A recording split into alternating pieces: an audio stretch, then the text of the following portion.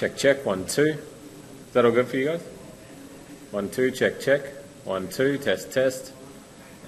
Check, check, 1, 2.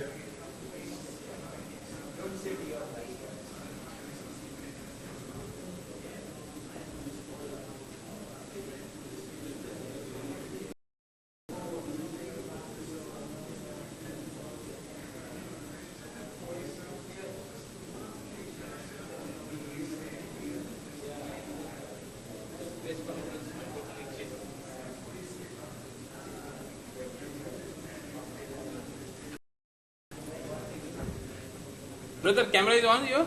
1, 2, 3, 4, 5, 6, 7, 8, 9, 10.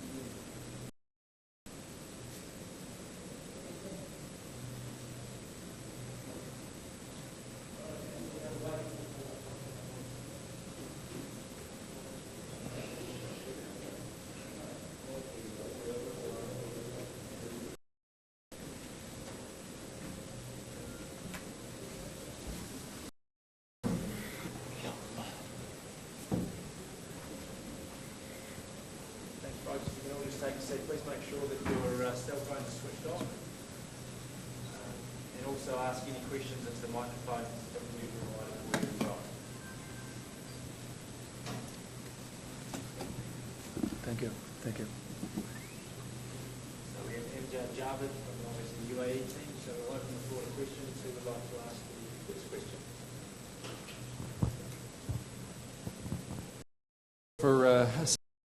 You had Ed Joyce bowled. Bit of a shock that the ball didn't, or that the bail didn't come up. It was an unlucky part of a game. Yeah, sometimes bells come off by just a tickle, and sometimes it doesn't come off. But it's a part of a game. Yeah. Ever happened to you before? Sorry? Has that ever happened to you before? I have seen that, but never with me.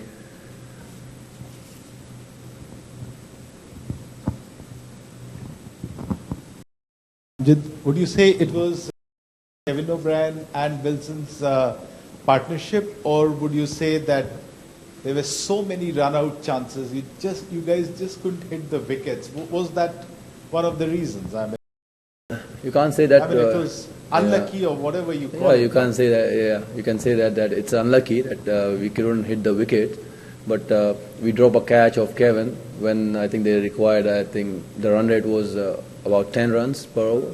I think that was a crucial time. So definitely, if you are giving a chance to Kevin O'Brien type player, definitely he'll take the match away from you. Yeah.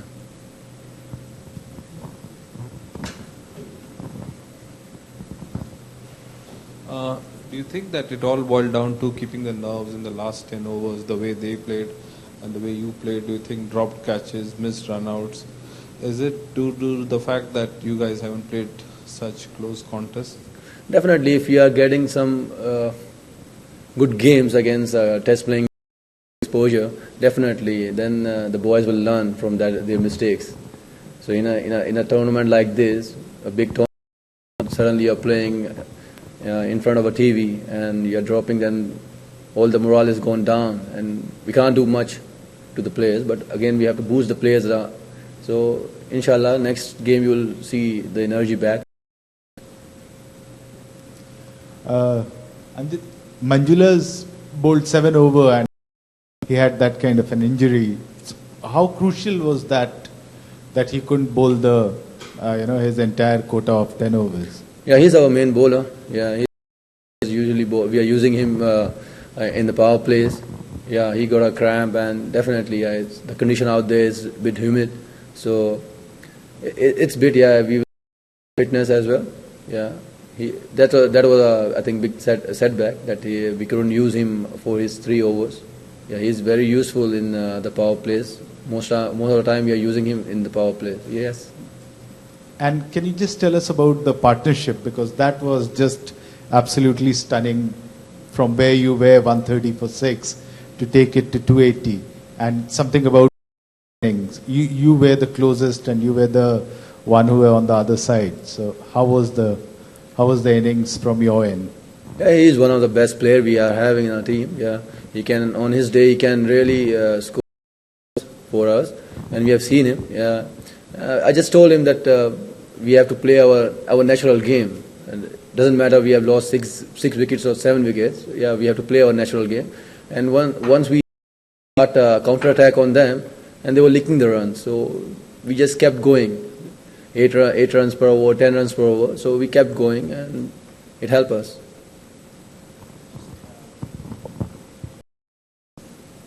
In that partnership, there was the couple of overs there from Kevin O'Brien towards the end of the innings where Shaman was moving across the crease and Kevin was trying to bowl wide. Did you feel in that moment that Ireland were struggling to cope a little bit with the partnership? Definitely, if you score last 10 overs, you score 100 runs, definitely bowler will be pissed off. And when he's bowling at you and you are just moving away from the crease or going on the offside, he doesn't have a bowler like Kevin O'Brien. He don't have that much pace. He can plus. He is just 120 or 130. So Shaiman, he was set and he was just trying to take runs. And just more about Shaiman, he has a reputation for being able to hit out. Do you think his confidence up? Obviously, it was his highest last game. Now he's got 100. Do you think he can continue to? Definitely, he's very dangerous. Yeah, if once he starts scoring, he will score more and big runs. Inshallah, next game you will see that. Yeah. Java, could I ask you, Java, just in regards to the next World Cup, to 10 teams, how do you feel about that, and is it pretty frustrating? I think ICC should see that the performance of the associate in this tournament, and then they can decide whatever they want to do. But I think they have to introduce more teams in the World Cup. So the teams are not coming straight away in the World Cup. They are going through a process, and then they are qualifying for the tournament. So I think they should increase the team. Were you surprised that Ireland bowled first? If you had won the toss? No, I think we were supposed to bat first only, so it's not a surprise. The wicket was very good for batting. I think we scored 280 runs. So, you were surprised that Ireland bowled first? I asked. Ireland bowled first. They won the toss, yeah. I think it's their choice. Yeah. But we were batting first if we won the toss. You seem to get more movement in the second innings under the lights. Is that right? I think it helped us. We took early wickets, but some got down. So. Last question. Was there a bit of a due factor coming in the last 10, 12 overs? I think Tawqir mentioned there was a bit of a due because of which the seamers were not able to. No, I think the ground was. It's just a partnership. It took the match away. So you can just imagine that sometimes some players say it's a due factor, but I think it was okay. Not a due factor in the ground, but it was okay. Some missed chances, yeah, that's it. Thank you very much.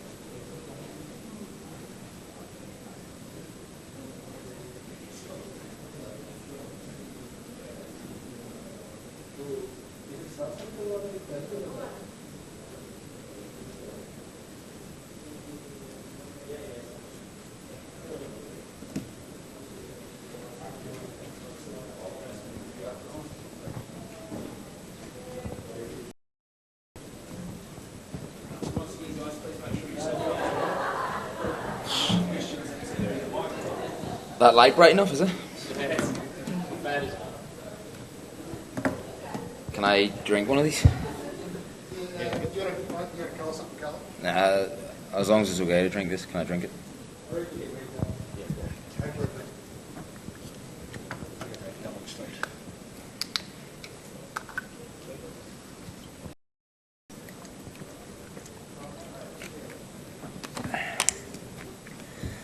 Okay, you want to ask the first question? Well done, Gary. Your great record against UAE continues. Yeah. You obviously love that. Well, Couldn't quite see them home, but thanks for that. yeah. Yeah, I got to the line, just couldn't quite get it over. But going out there, Despite your previous.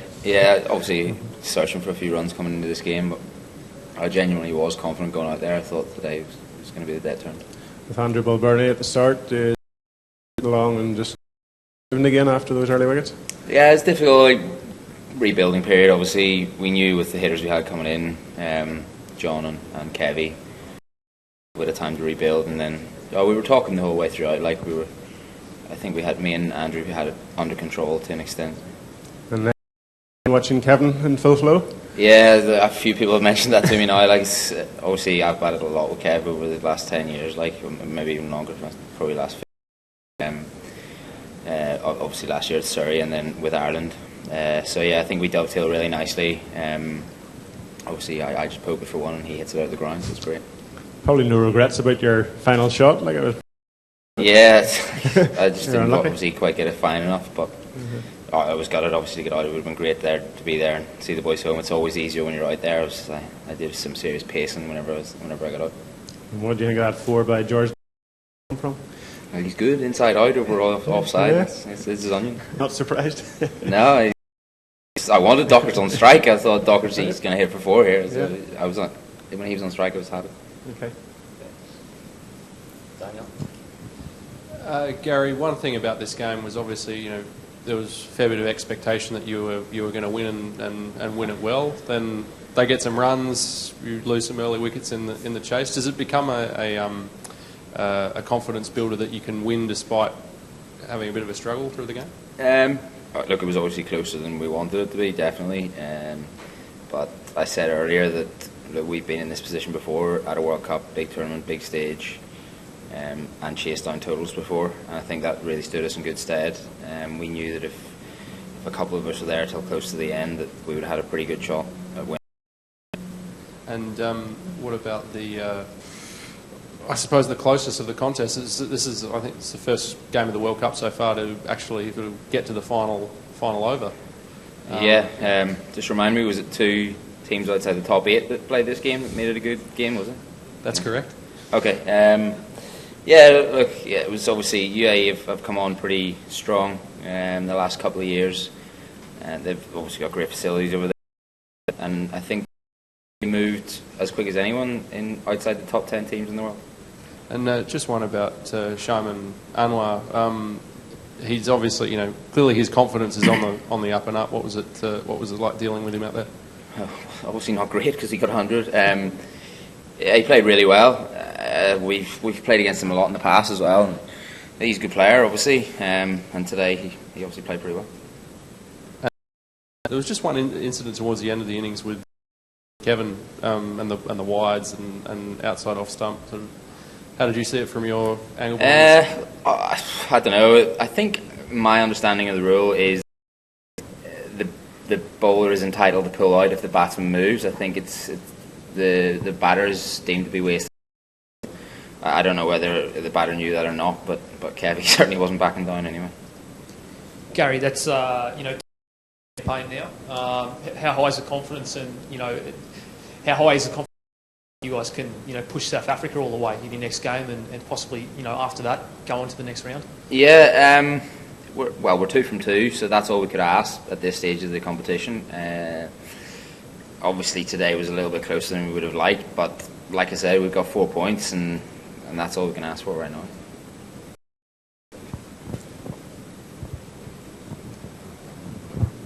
It was very contrasting victories. Do you think that the long gap in between the matches hurt you guys a little bit? No, I don't think so, actually. I think we had really good preparation coming into this game. I think it was good for us that we had a little break after the West Indies game, because we built this up for 4 years now, considering the lack of cricket we've had in those 4 years. 9 games against top 8 nations. So we knew the West Indies game was going to be a really important one. And it was nice to have that little break just after that, and then get things moving again for this UAE game. Did you feel like No, I didn't. As I said, I think well, obviously with the cyclone that was around, the rain sort of hurt our preparations a little bit, but with facilities at the National Cricket Centre, we were able to get a lot of skill-based work done up there. So yeah, look, in my opinion, I don't think the 9 days did hurt us. And just about the toss, obviously, sending them in. What was your thinking there? And also, obviously, in the second innings, found the ball a little bit more. Well, we toss up, wasn't it, at the start? We weren't 100% sure whether to bat or ball, and I think we went with what we've been doing over the last number of years. We know that if we restrict the team, that we've got a hell of a chance of chasing the total down, and I don't think the toss made a huge difference, if I'm perfectly honest. I think the team that played the better cricket won in the end, albeit a little closer than we would have liked. Okay, I've got William Porterfield. Cheers, guys. Thanks, Gary.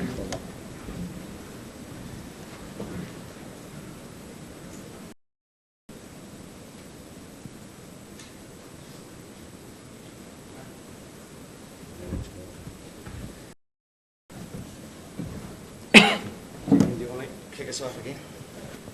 Oh, William, thought I was going to have to start by asking where did we lose that, but did we win it, I suppose? I think first 20 overs, 30 overs of Ireland's, obviously restricting 130 for 6. It was a great effort there, and where we really won it was probably the last 20 overs, the impetus we had there and with the bat. Obviously, say in this format of the game, keeping wickets in hand for the back end crucial, and that was in the balance. Obviously we were 4 down at that stage. The way obviously Wilson and Kevin Balbo got that impetus back into the innings was great, and from then on, like, the game's always in your reach or in your control to a fair extent if you've got those wickets in hand, and it's very hard to defend coming down. It proved that in the end. What about the toss? Was it you think it would have been easier to bat first with the under the lights in the end? Well, yeah, there was a lot of pros and cons for either. We could have batted first and made first use of it. To be honest, I didn't think it did slow up slightly throughout the second innings, which I didn't really expect. But I was quite happy when they're 130 for 6 at that stage. Obviously, it can make a decision all day. Literally, it's the first time I've gone out there and I had a toss up in my own head. So you preferred chasing, probably? Yeah, look, one of the things that swayed me as well was coming down near the back end and utilise whatever swing there is up front and that bit of extra bounce. There's different conditions as well for the UAE. If you can put them on the back pressure and take wickets to a large extent, being 130 for 6, then that justified it, and we got them in that position. And then coming down near the back end, I thought it was it's a big ground and it's going to be very hard to defend on, especially obviously the rules the last couple of years, 4 men out, it is very hard to defend. So that's what did swing me in the end. On another day you could bat first on that and get a big total if you bat well, but that's what swung me really, was hopefully taking early wickets, which we did, and would have been slightly very hard to defend coming down to the back end. The last 15 overs obviously we went for about 150 runs. Was there a change of plan? Was it why balls in the last 15 overs? No, it's a massive ground, square to wicket. You want to try and get teams hitting the bigger boundaries if you can in any format. We didn't get it 100% right. A few of the plans as well we can maybe look at, but it is a very difficult time of the game. When you have a team 130, it's disappointing to come off the way they did, but you got to give them a lot of credit the way UAE have been fantastic over the last 12 months. As I said yesterday before the game, the way they've kicked on and how they've played their cricket, and they've been getting scores like that in a regular. They've done it against Zimbabwe and they've done it against ourselves when they've been on the back foot. So I do think you got to give credit to the way they played. And 278 at halfway, you thought that was a gettable total, obviously? It was about par. Being a big pitch, it was going to be very hard to defend on.